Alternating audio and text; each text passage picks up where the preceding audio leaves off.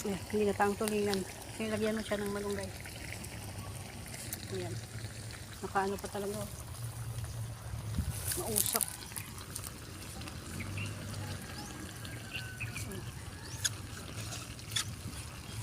Lagyan na lang natin ito. Ayan o, para may sipa. Ayan.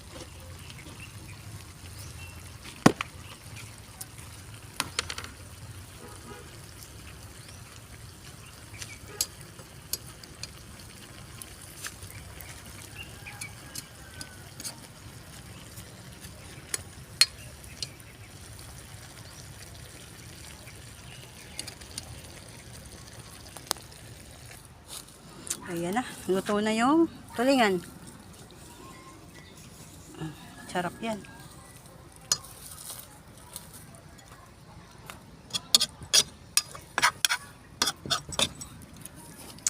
Doon na tayo sa bahay.